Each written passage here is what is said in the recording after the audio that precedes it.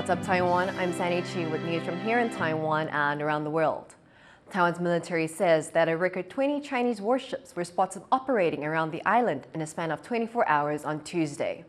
That comes just a day after a Chinese aircraft carrier group passed Taiwan on its way to conduct exercises in the Yellow and East China Seas. They were spotted 60 nautical miles southeast of the country's southmost point. The Shandong is China's second aircraft carrier and the first to be built domestically. It took part in Chinese military drills around Taiwan in April and also sailed through the Taiwan Straits in June. The frequent passage of Chinese ships near Taiwan is putting more pressure on the country's ability to defend itself, but it's still waiting on the delivery of U.S. weapons worth over $20 billion. For more on the delays and their impact, our reporter Jaime Ocon spoke to Cato Institute defense analyst Jordan Cohen. Taiwan's military is reporting that the Chinese aircraft carrier, the Shandong, is sailing upwards to conduct military exercises. Seeing how China is increasing this sort of military activity, what can Taiwan do to boost its defense capabilities to counter this kind of threat? I think part of it comes down to is that for so long, Taiwan was looking for big ticket items, right? Things like big fighter aircrafts and tanks that signal to China, right, U.S. commitment, but they don't necessarily do much, right? No matter how many tanks you have, that's not going to stop Chinese kind of excursions and Chinese carriers. And so a big thing for Taiwan is going to be, and to be fair, it is doing this currently, shifting to more asymmetric capabilities, asking for things like Harpoon missiles, right, like better radar that would allow them to fight off those kind of excursions, especially in the case of if a war breaks out, being able to stop invasions before they hit land is really important. There's currently over $20 billion in U.S. defense equipment and weapons that still have not been delivered to Taiwan because of supply chain issues and influences from the pandemic. But what can Taiwan do in the meantime to try to resolve this backlog? Taiwan's in a little bit of a pickle because when it comes to things like producing its own weapons on Taiwanese soil, I think that would be great. I think that's a great first step. But when it comes to something like co-production, there is weariness within DC because of fears of spies from China or other countries in Taiwan. But I do think production in Taiwan is a good start. And my personal opinion is for the US, things like co-production in Taiwan could be very useful. When it comes to looking at other countries, again, it's going to be hard for Taiwan to find a supplier because a lot of countries are worried about China. There is a debate and a narrative in Washington about the trade-off between giving weapons to Taiwan and giving weapons to Ukraine because there might be some overlap in the weapons that are given to two countries. How big is that overlap, and is that a cause for concern for Taiwan? I think a big part of what's happening with the discussions in DC are this kind of what I view as a false choice between having to choose between Ukraine and Taiwan. And while I have written and I have some personal fears about the weapons that the U.S. is sending to Ukraine, up until about a month ago, these weapons were not coming from the same stockpiles. Taiwan was looking to buy weapons and buy new, in this case, new weapons. And Ukraine was getting mainly excess defense stocks. Now, in the U.S., the National Defense Authorization Act from last year does, for the first time, authorize Taiwan to receive weapons through these U.S. defense stocks through what's known as Presidential Drawdown Authority. So there definitely is overlap. What I would say is Taiwan has bigger fears from other U.S. clients than Ukraine. That was Cato Institute defense analyst Jordan Cohen speaking to our reporter Jaime Ocon. Taiwan's leading tech research and development institute hosted a business forum in Taipei on Tuesday. Leslie Liao was there to see what business leaders think will be the big tech developments of the future. What trends will dominate in tech business through to 2035? That's what industry leaders have gathered to discuss in Taipei. The Industrial Technology Research Institute, or ITRI, held an international business forum this week, inviting speakers from leading names in tech, biomedicine, and energy to reveal what they think the future of business will look like.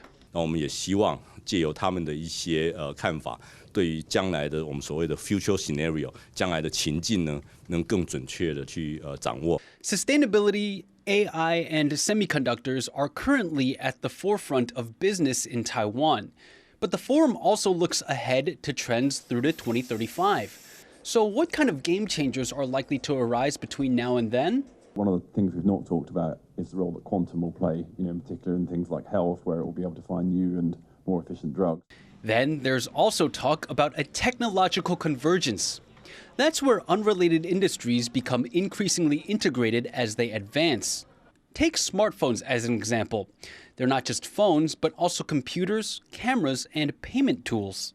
In the future, I will foresee the technology convergence will be the key trend in the next 10 years. And then based upon this, I think digitalization by utilizing all the digital tool will be extremely important. But even with all this speculation, the panelists harbored no illusions about the speedy and unpredictable nature of technological advancement.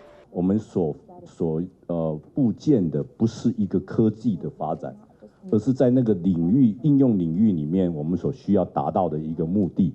So that's why we don't do particular technology roadmap. We do the domain application roadmap.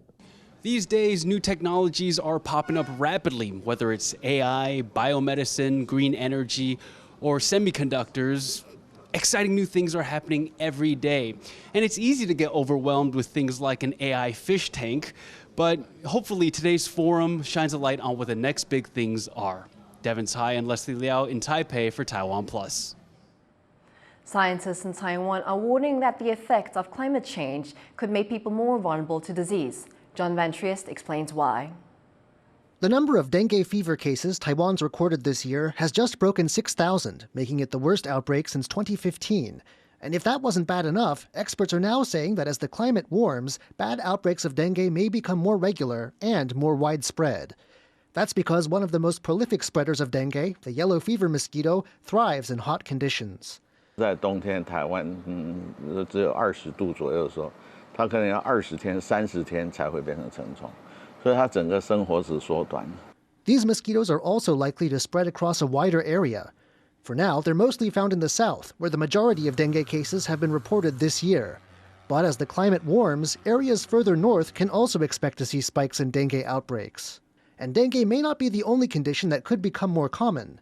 A fatal case of the so-called brain-eating amoeba caused a recent public health scare. It turned out to be an isolated case, but there are worries these organisms, with their love of warm water, could come into contact with people more frequently in a warmer future. The science is still out on whether this could be true, but some tropical disease experts are still concerned. 因为温度高的时候，人们使用那个水的几率就更高。哈，像譬如说，像娱乐用水，天气热去游泳，那天气热去野溪里头，然后这样子就很容易造成它的接触。你这接触越多。These scholars warn that when climate change picks up, disease will spread, and places like Taiwan may not be spared. Joseph Wu and John Van Triest for TaiwanPlus. 9 members of Ukraine's National Symphony Orchestra are on a tour of Taiwan. To get here, they spent 3 days taking a bus across Ukraine, catching a flight from Vienna.